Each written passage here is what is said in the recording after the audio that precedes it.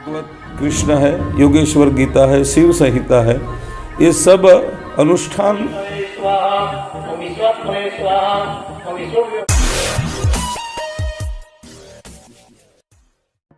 श्रीमद् भागवत ज्ञान यज्ञ कथा तथा महायज्ञ का शांतिपूर्ण तरीके से हवन पूजन के साथ हुआ समापन।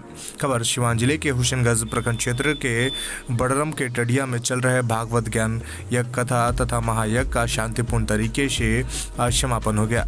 आपको बता दें कि सैकड़ों की संख्या में श्रद्धालु भक्त इस मौके पर पहुंचे।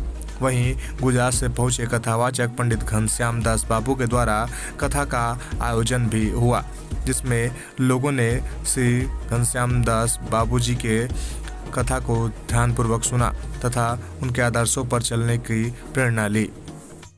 इस मौके पर पहुंचे ज्ञानियों व पंडितों ने बताया कि यज्ञ और कथा से मन को शांति मिलती है तथा समाज के लोग भागवत की तरफ अपना प्रयास रखते हैं तथा भगवान के प्रति अपनी आस्था को दर्शाते हैं। इसी को लेकर कथा का आयोजन होता है ताकि लोगों के मनों में अच्छे विचार उत्पन्न हो। इस मौके पर उन्होंने बताया कि काफ़ी संख्या में लोग रोज आ रहे थे। आज शांतिपूर्ण तरीके से समापन हुआ, जिसमें मुख्य रूप से नंद कुमार पंडित जी शामिल हैं। मैंने बहुत कथा सुना हूँ, बहुत जगह घूमता भी हूँ। मेरे को साधु संत और कथा वाचक बहुत मिले, बनारस के भी मिले, आज क्या बोलते हैं अयोध्या से भी मिले, लेकिन सबसे मेरे को अच्छा गुजरात के घनश्याम बापू अच्छा लगे। इसलिए मैंने इनको कि अच्छा अपना बिहारेगा तो लोग को कुछ विचारधारा बदलेगा, इसके लिए मैंने इनको लेकर के ये आया यहाँ पर बड़रम गांव में, ताकि कुछ परिवर्तन हो सके लोग। हाँ, संदेशा जाना चाहिए अच्छा, इसके लिए मैंने इनको लेकर के आया। इनका प्रवचन में वो दम है कि भगवान भी खुश होते हैं। इनका प्रवचन में इतना दम है कि भगवान खुश, लोग तो खुश होते ही हैं, भगवान भी हर टाइम खुश रहते हैं। आज के नौजवान पीढ़ी जो है ना, एक कथा सुन करके बहुतों लोग का परिवर्तन हुआ है और लोग बार बार हमको बोलता है कि आप जो किए बहुत बढ़िया किए और ऐसा ही होना चाहिए, हम लोग के भी प्रेरित होना चाहिए इसके पीछे। और दूसरी बात है कि और लोग हमारा जितना हमारा गाँव गिरान जितना साथ दिया, मैं ये कभी सोच नहीं सकता था। मेरा था कि मैं एक दिन फर्स्ट दिन सबको भोजन कराऊंगा महाप्रसाद का और लास्ट दिन मैं कराऊंगा, लेकिन गांव मतलब इतना हमारे पीछे लगा कि एक दिन भी भंडारा हमारा बाकी नहीं रहा। रोज़ भंडारा चला, 8 दिन चला। तो संदेश तो अच्छा ही गया सब लोग दिल में, और बोलते हैं लोग कि फिर बापू को हम लोग बुलाएंगे, ऐसा भी हमको बोलते हैं। हम बोला कि ठीक है, जब आप लोग की इच्छा होगी उस टाइम बोलिएगा, हम उनको लेकर के आएंगे। तो छोटे प्रेरणा अच्छाई मतलब मिली वो लोगों को, प्रेरणा में अच्छाई मिली वो लोगों को। सभी लोग क्षेत्रीय जो धार्मिक प्रचारक होते हैं उनको संदेश ये दिया कि भागवत में झूठ नहीं बोला जाता है। भागवत आप सुन लीजिए तो झूठ मत बोलिए, किसी से मतलब 2 रुपये ज़्यादा मत लीजिए, जो भी आपको हक में है वही आप लीजिए। भागवत से इतना ही अपने को बेनिफिट मिलता है, सुनना चाहिए। हाँ, जैसे भागवत सुनने के बाद से कोई भी चीज़ आप झूठ मतलब लूट फकीर ये सब नहीं कर सकते हैं। उनके बारे में कुछ जानकारी आपको? हमको कुछ हाँ, हमको उसके बारे में जानकारी ना, मैं देखा भी नहीं। क्या इसके बाद भी अगले वर्ष भी आप इस तरह की कथा का आयोजन करेंगे? वो तो गांव जैसा बोलेगा मैं वैसा ही तैयार हूँ, तो मेरे को कोई ये नहीं। आप अपना परिचय दे दें। नाम बताइए। नंद कुमार पंडित लिख लीजिए।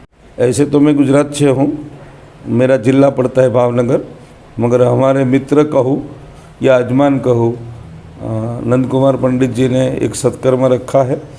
तो भागवत कथा के अंत में विश्व यज्ञ होता है, उसकी एक बड़ी इच्छा थी कि मुझे यज्ञ करनी है। तो मैंने कहा मेरे पंडित चलेंगे, आपके पंडित कैसा तरीका हो, सबका तरीका अलग होता है, और नियम है भगवान की कथा ये विवाद और विषाद को मिटाने वाली है, तो ये यज्ञ रखना जरूरी। कथा तो चलती रहती है, प्रेममय कथा है।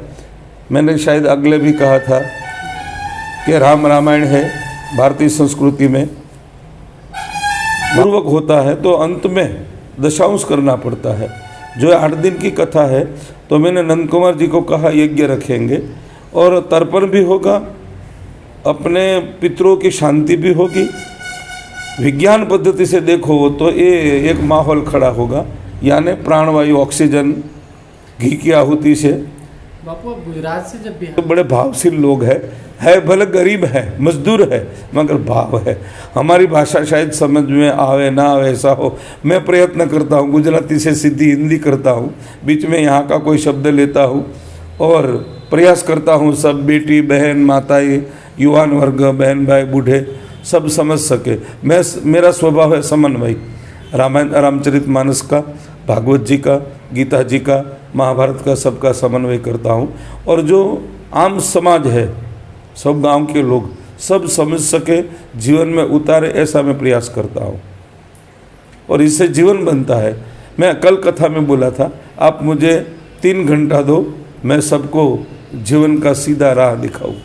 मेरा प्रयास है सबको शांति मिले, सबको आनंद मिले, बस यही प्रार्थना। बहुत बढ़िया प्रश्न आपका है, ठीक है। सब समाज के लिए कथा से समझे, यज्ञ से समझे या तो प्रसाद से भी समझे, मेरे ख्याल से, मेरा अनुभूति से, ये भगवान जो कथा है भगवान का प्रसाद है और प्रसाद सबको बांट कर खाना चाहिए। अब बच्चे से लेकर बूढ़े तक इसमें कुछ न कुछ संदेश मिलता है, भाई भाई का, बाप बेटे का, पति पत्नी का, सास बहू का, परिवार का, अपने संबंधी का व्यवहार कैसा होना चाहिए, ये मैं कथा में जोर से बोलता हूँ और इससे समझदारी आती है। और कल मैंने एक कहा था कि ऐसे ही भगवान की कृपा होगी, बहुत दूर तक, हमारे मुरारी बापू भी बोलते हैं, बहुत दूर तक रात ही रात होगी, मुसाफिर है हम भी और आप भी, और फिर किसी मोड़ पर मुलाकात होगी। यही कल मैंने कहा था। तो ये संदेश उसको सबको ये मिला कि बाबू जी आप आते रहे, मिलते रहे और ऐसी कथा करते रहे, कुछ न कुछ बच्चे में संस्कार रहता है, वातावरण दिव्य रहता है, एक समाज में माहौल खड़ा होता है। अपना शुभ नाम बता रहे थे। मेरा नाम है घनश्याम दास जी। ऐसे तो मैं वैष्णव साधु और परंपरा है, ऐसे तो अयोध्या जी से साधु परंपरा है, अखाड़ा का साधु मेरा गोत्र है, अच्युत गोत्र है। भगवान राम की कथा करता हूँ, भागवत जी की करता हूँ, शिव जी की करता हूँ और देवी पुराण भी, सब कथा समाज में जो मांग है वो कथा हमारा कथा है। कथा शब्द को उल्टा करो, थाक, विश्राम मिलेगा, कैसी भी दिमाग की शांति मिलेगी, शरीर की शांति मिलेगी, विश्राम मिलेगा। जाते हैं कथा करने के, जहाँ प्रेम से बुलाते वहाँ जाते हैं, हर जगह पर, हर क्षेत्र में। भारत का तो हर राज्य में कथा हुआ है, भगवान की कृपा से विदेश भी जाता हूँ।